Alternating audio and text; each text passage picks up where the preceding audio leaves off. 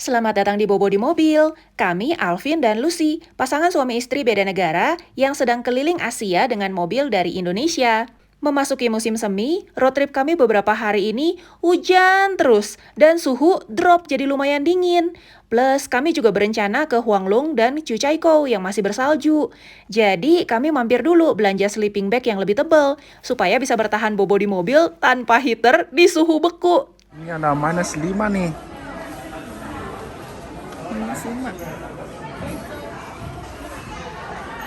Setelah dapat sleeping bag yang cocok, kami bergerak ke arah utara Chengdu, ke Tujiangyan.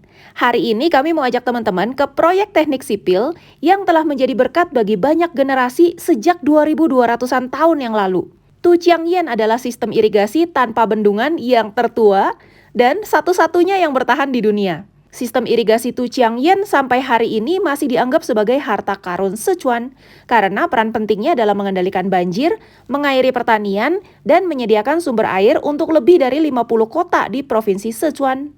Sebelum lanjut, buat teman-teman yang suka belajar sesuatu yang baru, nambah pengetahuan sambil jalan-jalan virtual, atau suka ke tempat-tempat yang agak anti-mainstream, channel ini pas banget buat diikuti. So, monggo diklik dulu tombol subscribe dan loncengnya, biar ketambahan terus ilmunya, of course in a fun way. Karena udah sore, kita masuk ke area irigasinya besok pagi ya, supaya maksimal. Sore ini kita lihat-lihat kota tuanya dulu ya. Wow, ini luar biasa, lihat alirannya. Alirannya lancar, deras. Terus airnya juga bisa dibilang bersih loh ini. Sangat bersih. Sangat bersih ya, nggak ada sampah-sampah ngambangnya. Itu pintunya ya, pintu airnya ya.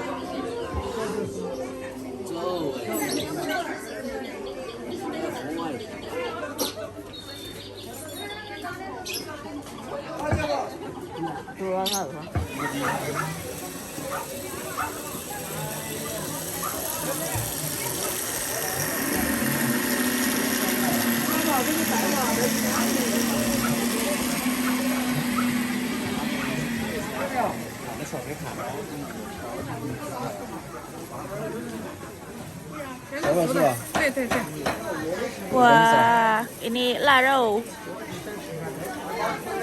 等一下啊。好的，这个地方。啊。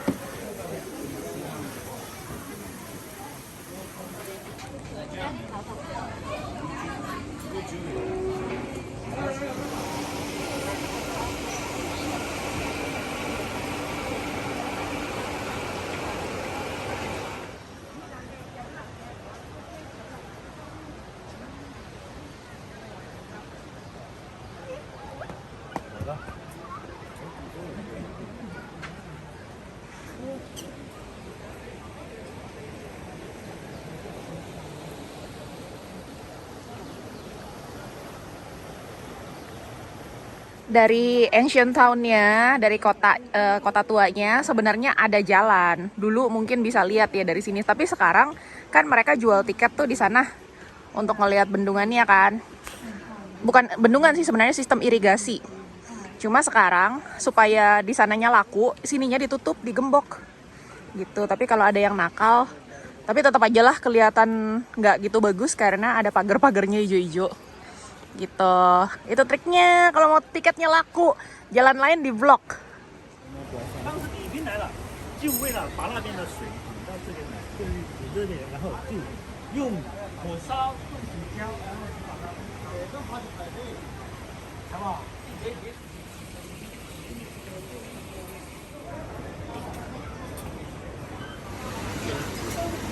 先吃大米。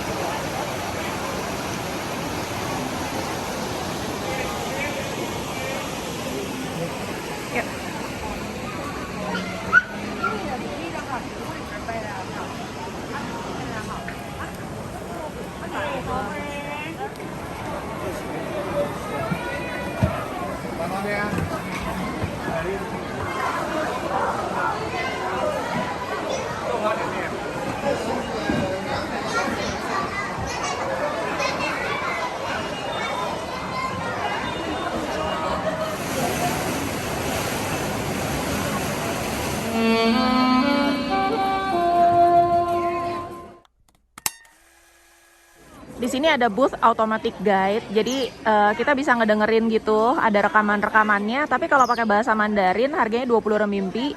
Kalau pakai bahasa Inggris diskriminasi nih, 40 renminbi, 2 kali lipat. Kemarin kita hari Minggu datang ke sini, rame banget. Terus kita pikir udahlah, besok aja deh Senin. Senin kan mungkin hari kerja sepi, tapi ternyata sama guys. Rame juga. Yuk lah.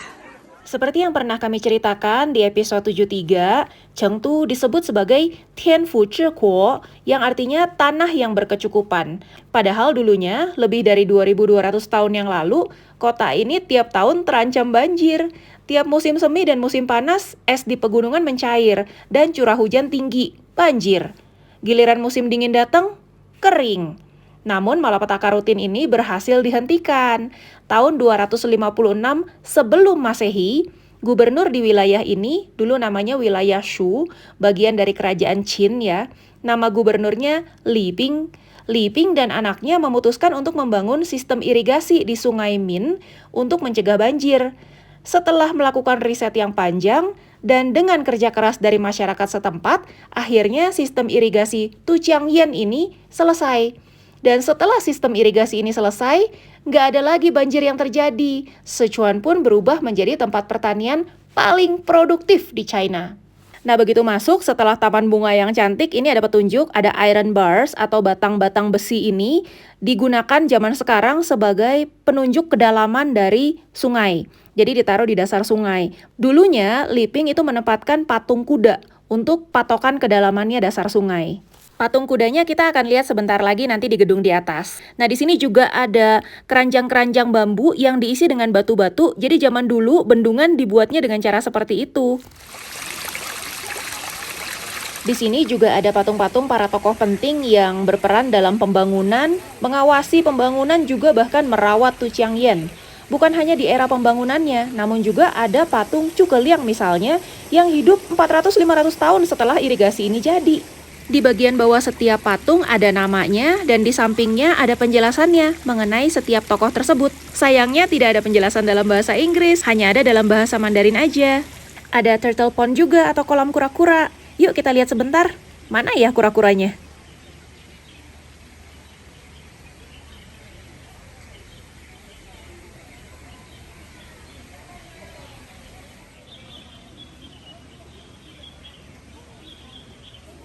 Ternyata nggak ketemu kura-kura hidupnya, yang ada kura-kura ini.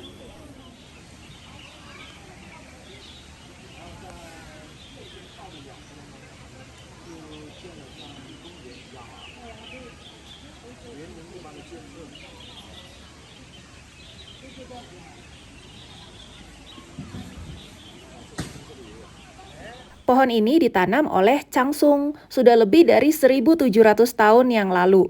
Yang nonton serial Romance of Three Kingdoms tahu nih, yang bikin peta provinsi Yi yang saat itu di bawah kekuasaan Liu Zhang. Lalu dia kasih ke Liu Bei petanya, tapi akhirnya dia dilaporin sama saudaranya sendiri, sehingga akhirnya dieksekusi. Ternyata ada legasinya Changsung di Tujiangyan, ada pohon yang dia tanam. Nah, di depan kita ada peninggalan bersejarah lagi nih, yuk kita lihat. Ini adalah patung Li Ping, Gubernur Shu yang memimpin pembangunan Tujiangyan.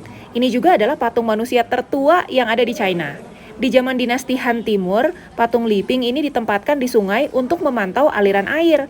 Jadi kalau ketinggian air sudah naik di atas bahunya, itu pertanda banjir. Sedangkan kalau air sudah turun sampai bawah betisnya, itu pertanda akan ada kekeringan. Ini patung kuda yang ditempatkan oleh Li Ping di dasar sungai. Jadi tiap tahun sedimen di dasar sungai harus dibersihkan. Batasnya sampai patung kuda ini.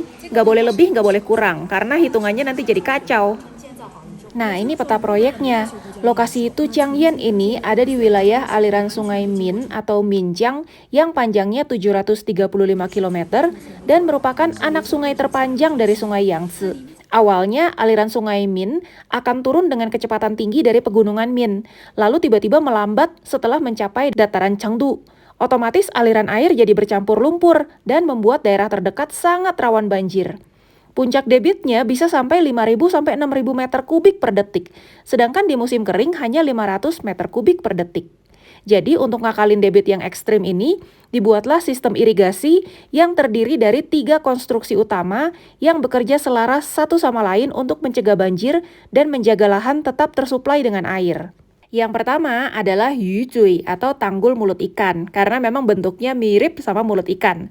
Fungsinya membagi air menjadi aliran dalam dan aliran luar. Aliran bagian dalam dibuat dalam dan sempit, sedangkan aliran bagian luar dangkal namun lebar. Ini untuk mengatur supaya selama musim kering, 60% air masuk ke aliran dalam, 40% masuk ke aliran luar yang lebar dan dangkal. Sedangkan pada saat air banyak, 40% aja yang masuk ke aliran dalam, 60%-nya masuk ke aliran luar, termasuk lumpur dan sedimen. Yang kedua adalah Feishayen atau bendungan pasir terbang. Ini merupakan bukaan selebar 200 meter yang menghubungkan aliran dalam dan aliran luar, yang dibuat untuk memastikan aliran air berputar secara alami untuk mengalirkan kelebihan air dari aliran dalam ke aliran luar. Pusaran ini juga akan mengarahkan lumpur dan sedimen yang belum masuk ke aliran luar.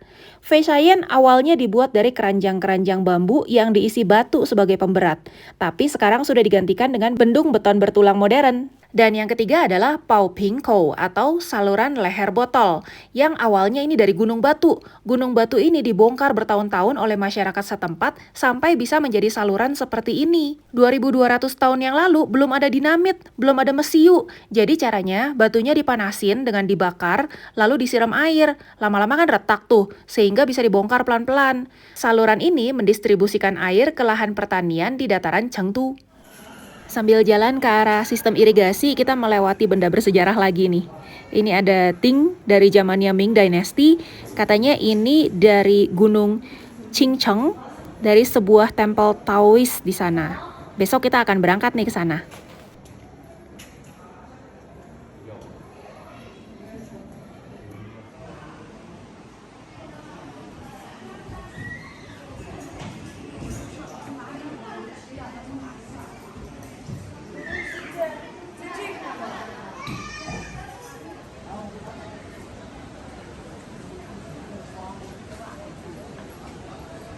Nah, ini aliran dalam guys, airnya bersih. Jadi kalau yang ada kotorannya, ada sedimennya, itu larinya ke yang aliran luar. Luar biasa ya desainnya, bisa seperti itu. Dan air bersih ini yang dipakai untuk mengaliri daratan Chengdu, sehingga pertaniannya hasilnya bisa luar biasa produktif.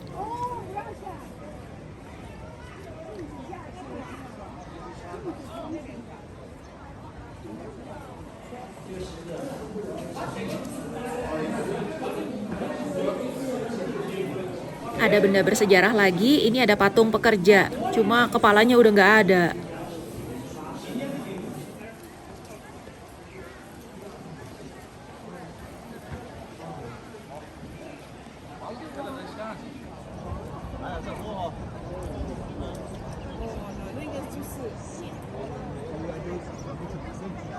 那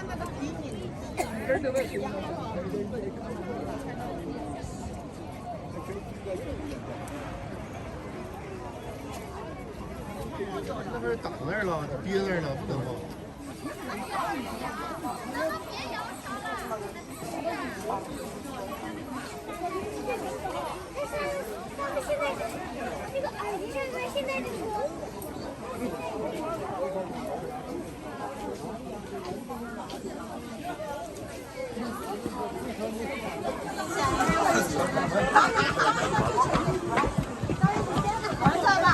Ini aku juga nggak paham kenapa mereka sengaja banget ngegoyang-goyangin jembatannya sambil nyebrang. Padahal harusnya sih bahaya ya, orang sebanyak ini, seberat ini sambil digoyang-goyang. Dan banyak manula juga, kasihan juga sih.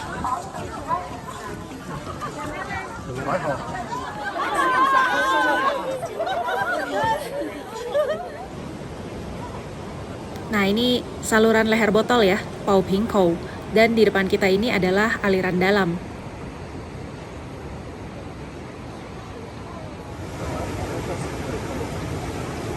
Yang ini Fei Shayan atau bendungan pasir terbang yang mengarahkan kelebihan aliran air ke aliran luar. Dan warnanya kelihatan ya, lebih kotor.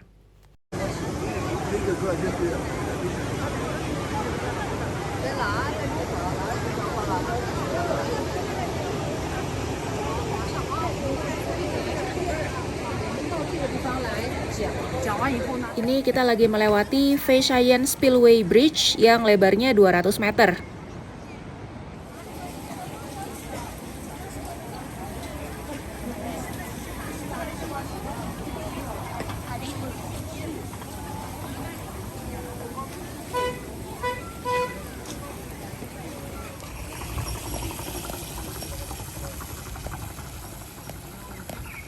Jadi sistem irigasi di Tujiangyan dibuat untuk membagi aliran air. Dan pengalihan air ini efeknya positif, karena tanah yang jadi bisa ditanami padi di dataran Chengdu jadi bertambah.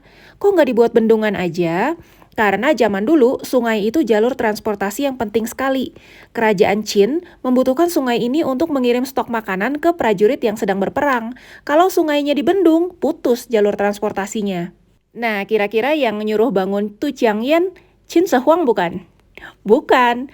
Tujiangyan sudah mulai dibangun tahun 256 sebelum Masehi. Sedangkan Qin Shi Huang lahirnya aja tahun 259 sebelum Masehi. Jadi saat irigasi ini dibangun, Qin Shi Huang baru umur 3 tahun. Masih di Hantan, masih jadi jaminan di kerajaan Zhao ikut ayahnya. Proyek irigasi yang dibangun di era pemerintahan Qin Shi Huang adalah Zhengguo Qu atau Zhengguo Canal, yang pada saat mau dibangun, Lu Buwei kirim orang untuk konsultasi dulu sama Li Ping yang bangun Tujiangyan. Pusing nggak dengernya? Kalau nonton serial Qin Dynasty Epic, ini ada di episode 16. Nonton Bobo di mobil jadi belajar sejarah ya. Kita sekarang ada di atas jembatan kabel Anlan yang melintasi Sungai Min. Dan kita juga lagi tepat di atasnya Yuzui atau Tanggul Mulut Ikan.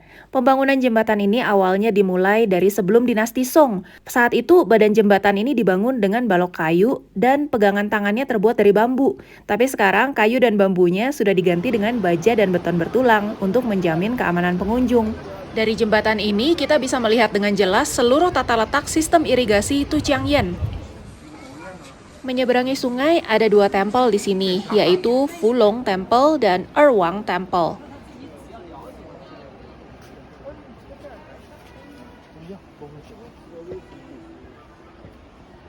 Yang ini adalah Fulong Temple yang didirikan oleh Li Ping untuk menghormati Dewa Min.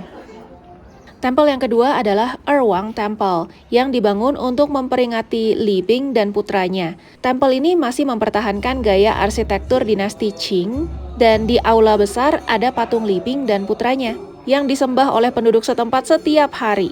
Dupa nggak pernah berhenti. Selama lebih dari 2.200 tahun, penduduk setempat mengadakan upacara peringatan untuk Li Ping dan putranya setiap tanggal 24 bulan 7 dalam penanggalan Imlek.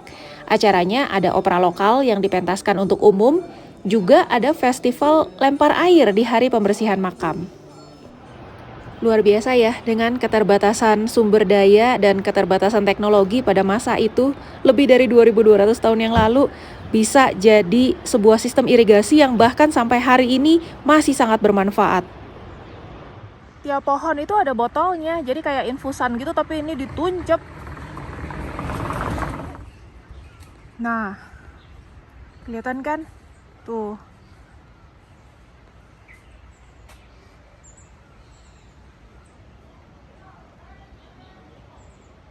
Nah, ini ada contoh keranjang-keranjang dari bambu yang dulunya suka diisi pakai batu sebagai pemberat untuk ngebelokin air.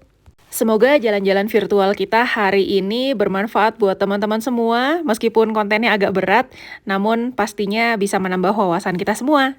Buat yang suka dengan konten wisata edukasi seperti ini dan ingin mengapresiasi effort kami, bisa melalui link PayPal atau Buy Me a Coffee di kotak deskripsi ya. Besok kita lanjut lagi explore Qingchangshan, salah satu tempat bermulanya Taoisme. Lokasinya 17 km aja dari Tujiangyan. So, malam ini kami langsung bermalam di Qingchangshan. Malam ini kita parkir di pinggir jalan. Pinggir ini taman, udah gelap gulita banget, tapi kita suka milih pinggir taman itu karena ada public toilet. Terus, udah tengah malam, kita masih mau ngemil-ngemil. Benar-benar car camping ya. Ini suhu sekarang 13 derajat Celcius, jadi cukup dingin, kita jaketan, selimutan. Kacang. Kalau aku cemilannya ini, kismis. Alvin sukaannya kacang.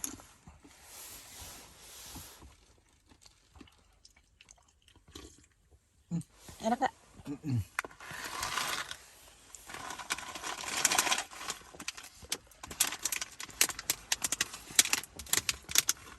Lumayan tapi enakan yang kemarin nih. Ini, ya. Ambil. Sekian dulu. Terima kasih udah nonton dan sampai jumpa besok. Bye.